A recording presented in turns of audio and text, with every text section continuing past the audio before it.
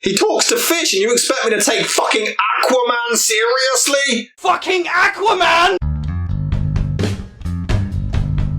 The film follows our titular hero, fucking Aquaman, played again by Jason Momoa, living his best life, saving the people of Earth and downing pints with his dad. However, he soon learns that his evil half-brother Orm, played by Patrick Wilson, has taken over the kingdom of Atlantis and plans to attack the surface, so it's up to fucking Aquaman to defeat his brother and assume his rightful place as king. Good thing they stopped trying to copy another similar Marvel superhero. Oh, I know the story. Like many famous superheroes, fucking Aquaman never had the best of luck in terms of movie adaptations. The first attempt came in 2004 when Sunrise Entertainment commissioned Robert Ben Garrett to write a screenplay based on the bizarre aquatic character, but the project fell apart not long after. I want Aquaman. He was then planned to appear in George Miller's adaptation of Justice League in 2007, portrayed by Santiago Cabrera, but for reasons discussed in videos past, production never started and everyone's favourite fishy superhero was taken back to square one. I really just said that. You can count on it. Eventually, following the success of Man of Steel, a number of films based on DC characters were greenlit, including fucking Aquaman! And production was finally set to begin with Will Beall writing the script. When choosing a director, Peter Jackson of all people was approached multiple times, but he kept turning them down as he just wasn't interested in making superhero movies. Jason Momoa wanted Zack Snyder to direct, but the untimely passing of his daughter prevented this, until James Wan of Saw and The Conjuring fame was finally selected. Wan had been offered to direct either this film or The Flash, but he chose fucking Aquaman as he felt his story as an underdog was more interesting, wanting to make, in his words, Raiders of the Lost Ark underwater. Yeah, no. It's Fishman. Filming began in May 2017 and wrapped in October, and fucking Aquaman was released on December the 21st, 2018, and despite mixed reviews, the movie was an insane financial success, grossing $1.15 billion worldwide, making it the highest grossing DCEU film, the highest grossing DC film in general, and at the time of its release, the 20th highest grossing movie in history. This made $1 billion. Of all of the superhero movies, it's the one that talks to fucking fish that nabs the golden ticket. It's a long story. The movie is okay. I mean, it's more than I can say about the previous 5 films, so I'll take it. And it does have some funny moments. I was gonna make you some eggs. Although, why does the father of fucking Aquaman barely react when he catches Nicole Kidman eating his pet fish? He just carries on about his day. She just ate your pet fish. But then in other parts of the movie, the humour is just terrible. Hey, wait! Oh. What? Should we have written it down first? I memorized it. Didn't you? Huh. Oh, yeah, totally. DC fucking sucks! Oh, I'm sorry. I do appear to have accidentally put on iRobot and not fucking Aquaman! There is a pretty solid sequence of Nicole Kidman kicking some ass, and the cinematography is actually pretty decent. Although the first 10 minutes of the film is pretty much just the entire story of Little Mermaid. Strange being from the ocean, finding a human, falls in love, that's it! We see flashbacks back and forth of fucking Aquaman growing up and...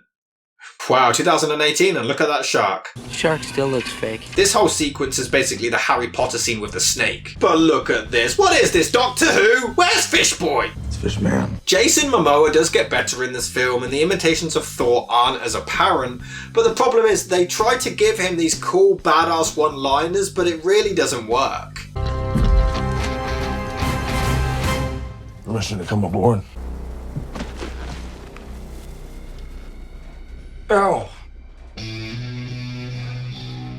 Even when they build it up really well, like he has the look and everything down, but the dialogue is just so bad. How'd you find me? Your lady friend has people who like to keep tabs on her. Grown adults wrote this, but every now and then a good line does slip through the cracks. You killed innocent people. You're asked to see for mercy.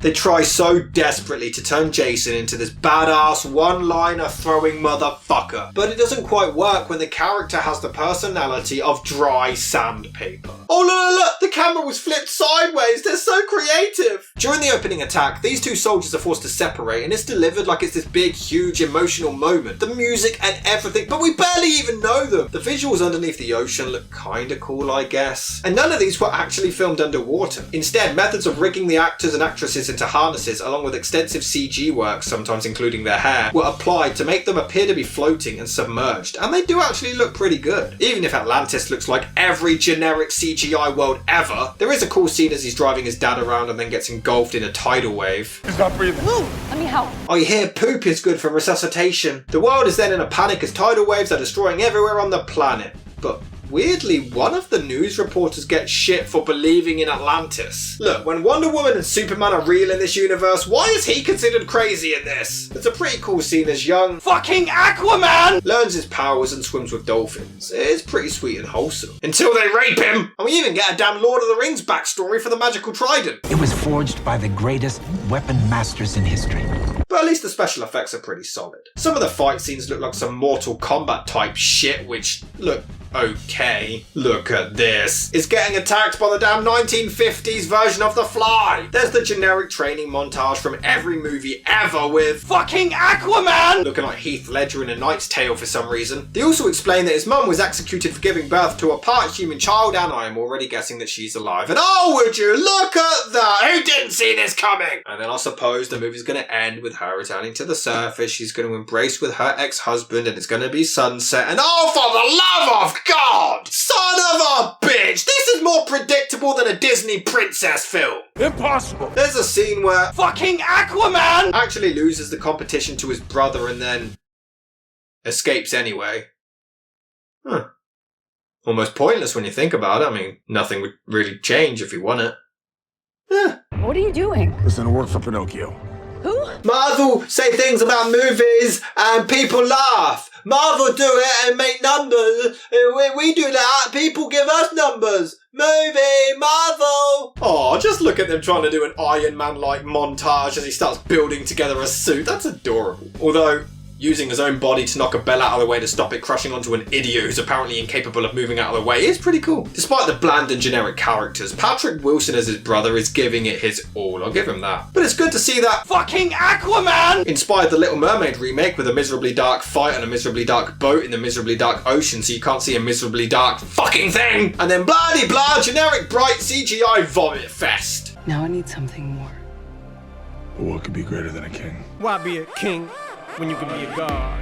At least with this one, I feel like they were actually trying, and unlike Wonder Woman, they don't steal from a bajillion other movies in the process. Well, other than Braveheart. You can take my army, you soft-bellied slug, but you will never have my allegiance! The final battle is just a bunch of noise. It's every generic sci-fi shooty-shoot battle ever, but it's underwater. Amber Heard actually does a great job in the film, and I hate to admit that, but the filmmakers would end up having a point. She and Momoa have no chemistry whatsoever. They do not come across as a couple at all. I mean, for one, he's not on his way to the hospital. But I will admit that the final showdown between the two brothers is pretty cool. Except, he has the magical trident.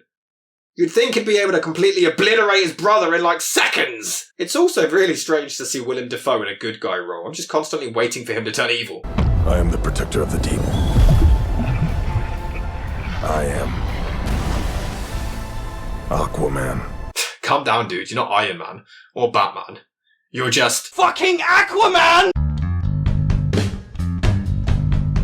The movie is alright. It's a bit too long, but it's passable. There are some funny moments, but solid performances, and at least there's a coherent story in this. There are still moments where it seems like they're trying to be Marvel, but for the most part, it's watchable. It only took 6 movies for DC to come out with something somewhat tolerable.